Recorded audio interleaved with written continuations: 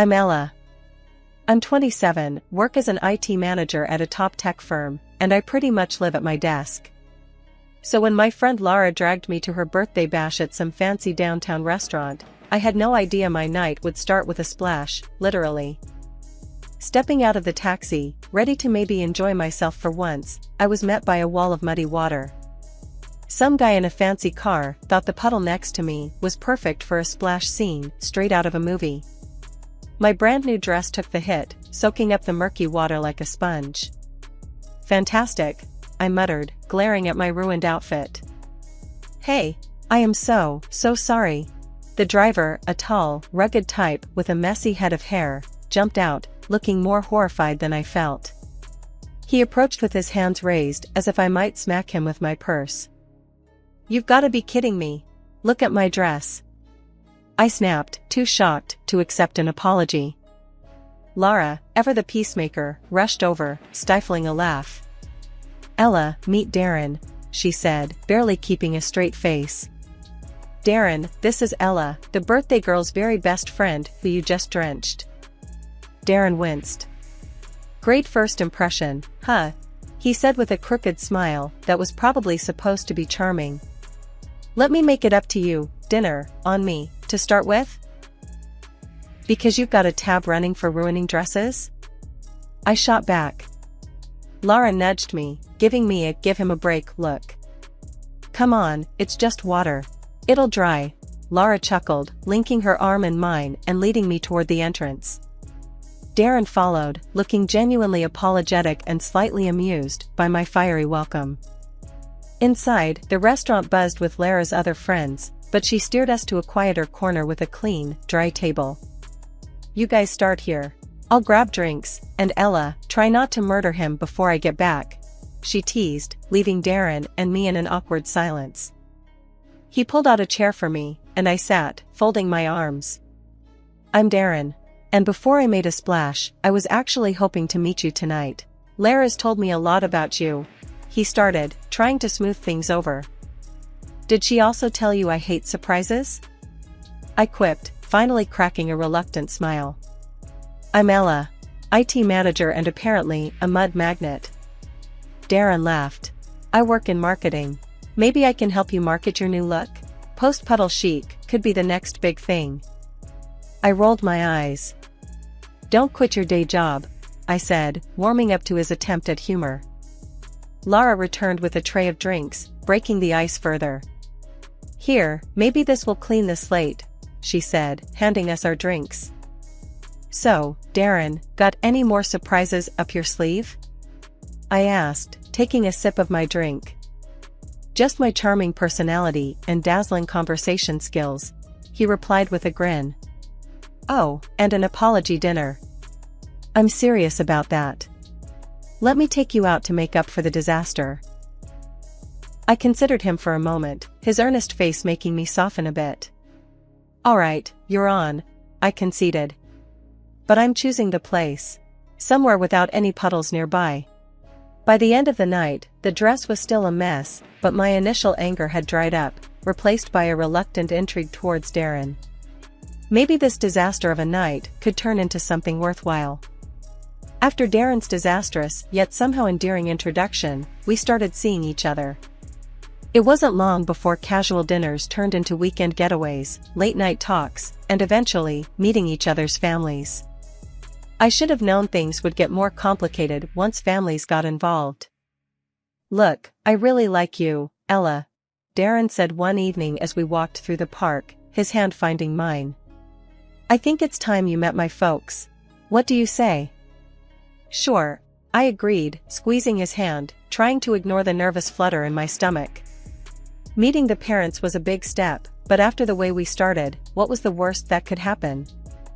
The day arrived, and Darren drove us to a modest house in the suburbs. His mom, Janet, and his dad, Tom, greeted us with warm smiles that didn't quite reach their eyes. Dinner was served, and that's when the questions began. So, Ella, Darren tells us you're in IT? Tom asked, passing me the mashed potatoes. Yeah, I manage a team at a tech firm downtown, I answered, trying to keep my tone light. Janet leaned in, her eyes sharp. Must be a good position. What does that pay, if you don't mind my asking? I choked on my water a bit. Well, it's enough to keep me busy and out of trouble, I joked, trying to dodge the question. And your family? Do you support anyone? Janet continued, her gaze fixed on me like a detective interrogating a suspect. Just my aunt, I replied, feeling my cheeks heat up. She raised me. I help her out when I can. That's very noble of you, Tom noted, his tone suggesting he was sizing up my financial worthiness rather than my character. I changed the subject, talking about a recent project at work, but the vibe had shifted. We left soon after dessert, and I exhaled a breath I didn't realize I'd been holding. On the drive back, I mentioned the interrogation to Darren. Your parents have a lot of questions about money, huh? Darren shrugged. That's just how they are. Always planning, always calculating. Don't sweat it. I decided to call my Aunt Tessa later that night to unload. Ella, you need to watch out, she warned over the phone after hearing about the dinner. People who start with money questions never stop. They're marking you. Aunt Tessa, they were just curious, I guess. Darren says it's normal for them. Normal? Honey, there's curious, and there's nosy. And those two sound like they're planning to spend your money, not get to know you, she cautioned, her voice stern with experience. Months passed, and Darren's charm outweighed my reservations. When he proposed, it was sweet, simple, and in the same park where we'd decided to meet his parents.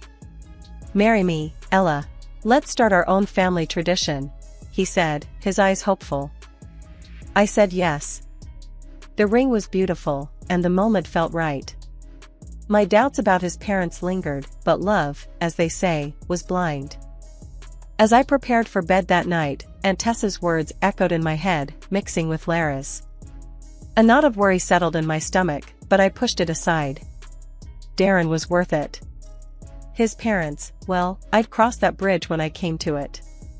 But deep down, I knew that bridge was coming up fast, and I wasn't sure I was ready for what was on the other side. Wedding planning kicked off at full throttle after Darren popped the question. I was over the moon, busy choosing flowers and tasting cake samples.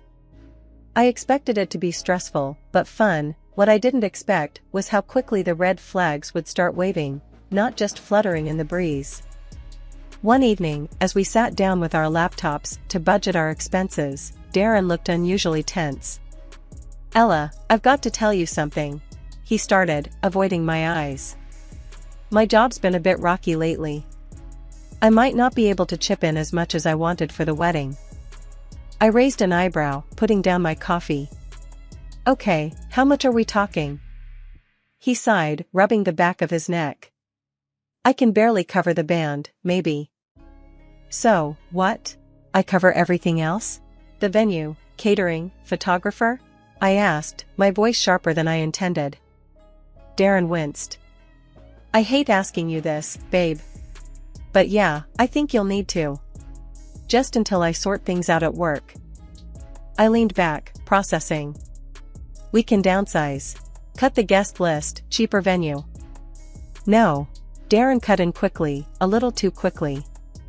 I mean, my parents would be upset. They've already told everyone. It's got to be good, Ella.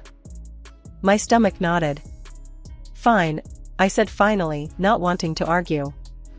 But we'll need to stick to a strict budget. As the wedding day approached, the expenses piled up, and Darren's contributions dwindled. His parents, Janet and Tom, were no help either. They had opinions about everything, from the flower arrangements to the menu, but never once offered financial help or to tone down their lavish tastes. The wedding day itself was beautiful despite the behind-the-scenes drama.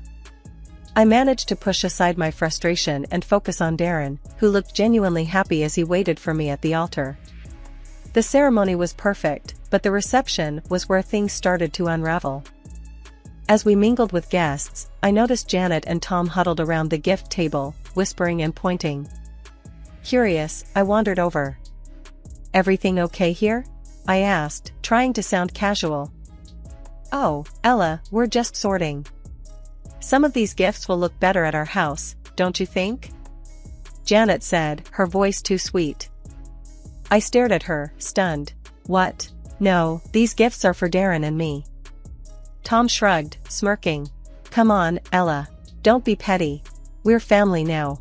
What's ours is yours, and vice versa, right? I felt my face flush with anger. No, Tom. That's not how this works. These gifts are for us, for our home. Not yours. Janet rolled her eyes. Really, Ella, don't make a fuss. Be gracious. We're just taking a few things. Nothing major. I bit my tongue, holding back a sharp retort. The last thing I wanted was a scene at my wedding. But as they walked away, a few gift envelopes and smaller presents in hand, I felt a simmering rage. After the wedding, it didn't take long for Darren's parents' true colors to start showing even more. Every time we invited them over, or there was some family gathering to attend, it was like opening a new chapter in the book of greed. It was my birthday next, and I decided to throw a little dinner at a decent restaurant in town. I thought it would be a nice change from home parties. I invited Darren and his parents, Janet and Tom. I hope this place is okay for you guys, I mentioned casually as we sat down. The restaurant had a cozy vibe, not too flashy, but with great reviews. Janet scanned the menu with a raised eyebrow. Well, it looks quaint. What's good here? I recommended a couple of dishes that were my favorites, reasonably priced and delicious. But, as the waiter came around to take our order, Janet and Tom went off script. We'll have the lobster tails, and oh, the filet mignon.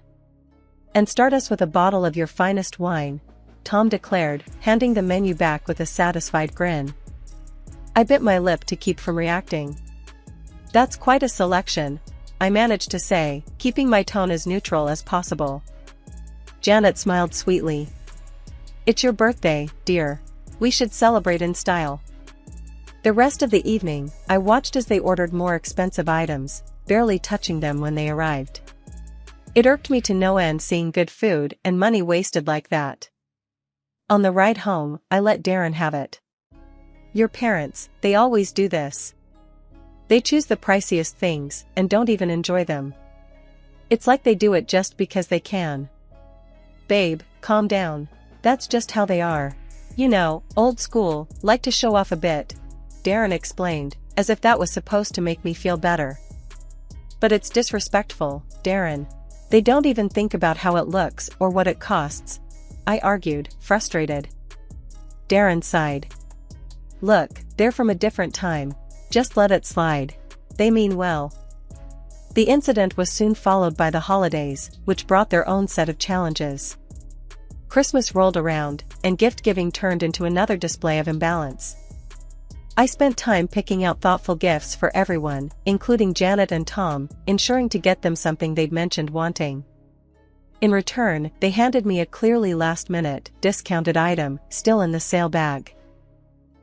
Here you go, dear, Janet said, handing it over without much fanfare.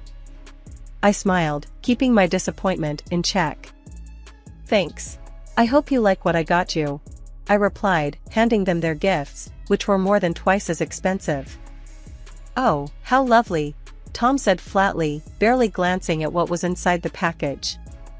The lack of effort on their part stung, especially when I saw the genuine appreciation from my friends for the simple but thoughtful gifts I had given them. Back home, I vented to Darren. It's always like this with them.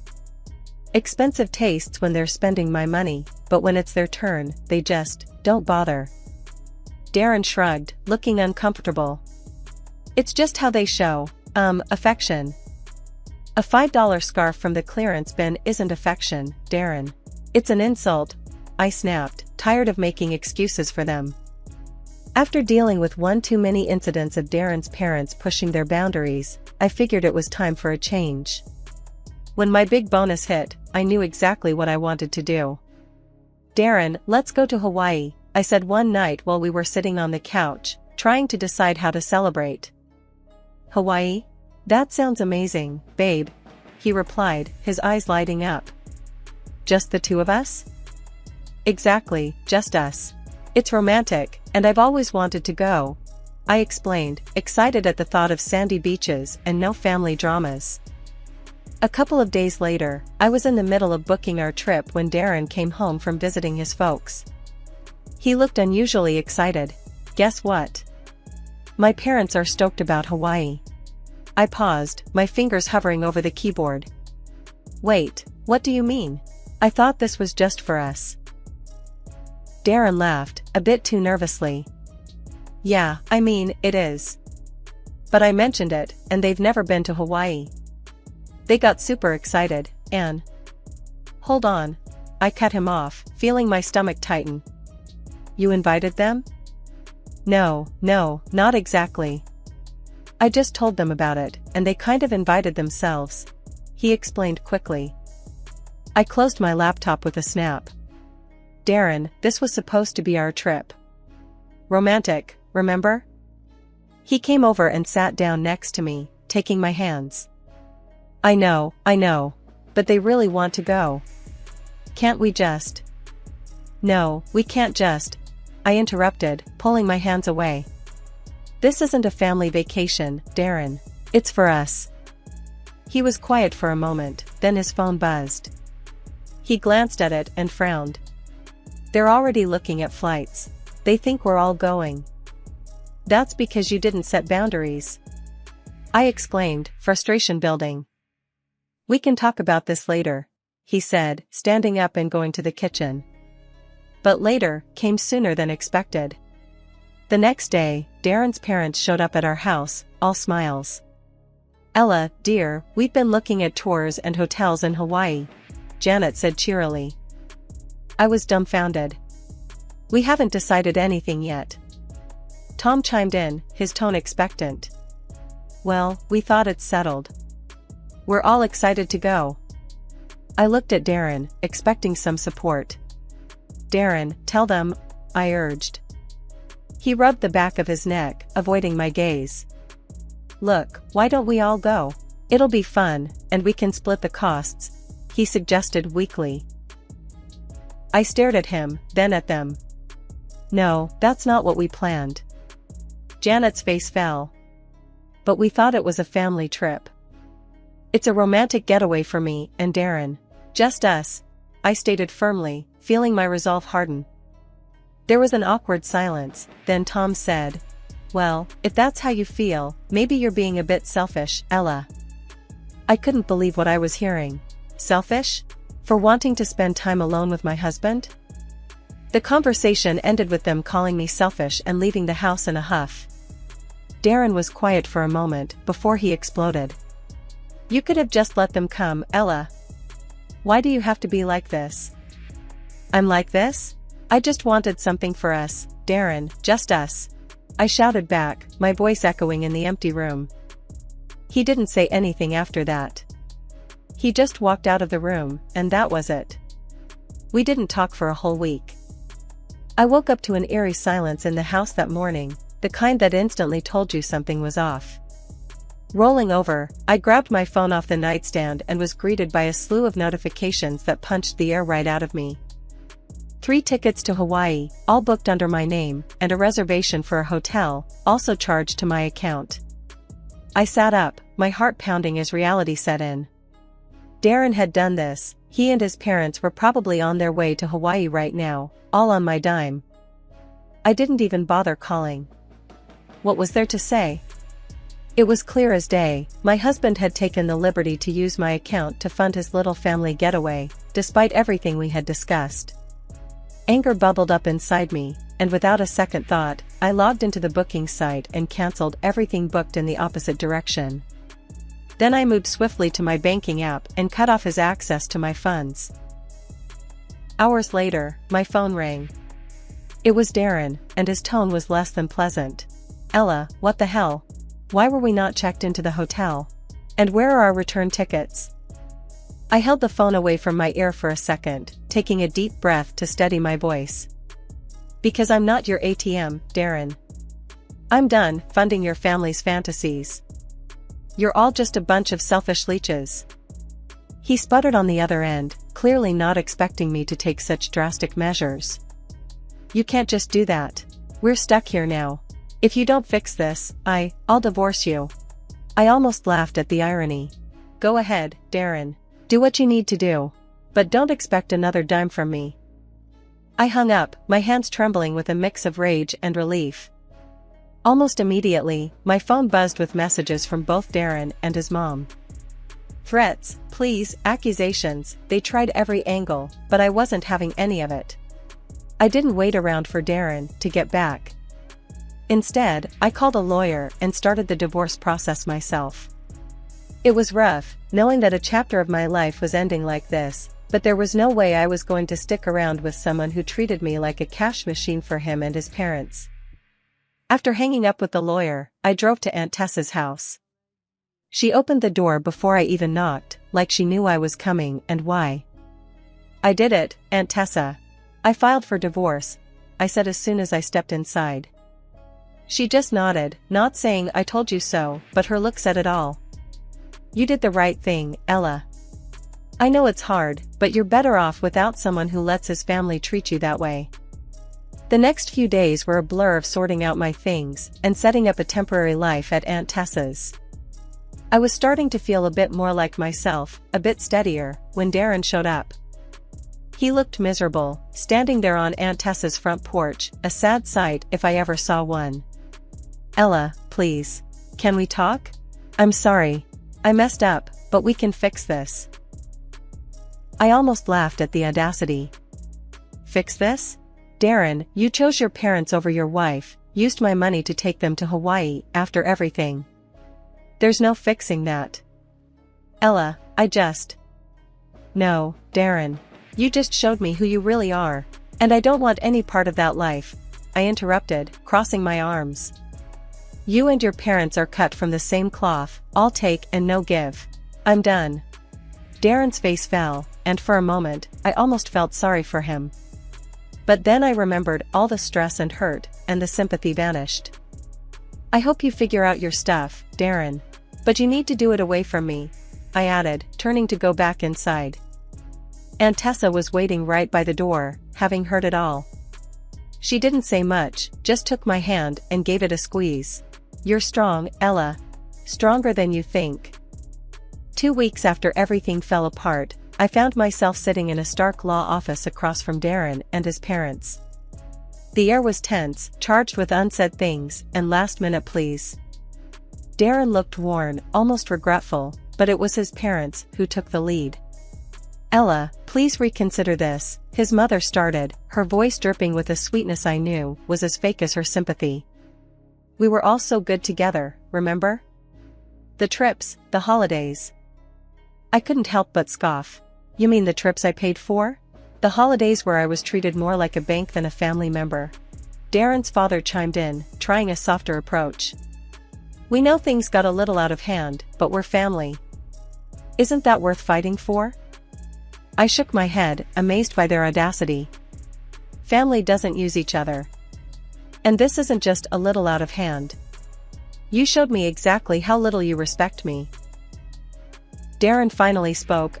Ella, I'm sorry. Can't we start over? We can fix this. I looked at him, really looked at him, and saw nothing of the man I thought I'd married. Start over? After everything? No, Darren. We can't. His mother, not used to being dismissed, lost her composure. Because of you, we had to pay our way back from Hawaii. Do you know how much that cost us? I laughed, not because it was funny, but because it was so absurd. Your greed and arrogance got you there, and they got you back. Seems fitting to me. The meeting ended with me standing firm, and them still trying to grasp at straws as they saw their control slipping away. I walked out of the office feeling lighter, as if I was finally shedding a heavy weight that had been pulling me down. After the divorce was finalized, I took one last step to ensure my new beginning was clear of any remnants of my old life with them. I blocked their numbers, all of them. Darren, his mother, his father. No more calls, no more manipulative messages. It was truly over. Back at Aunt Tessa's, I explained everything.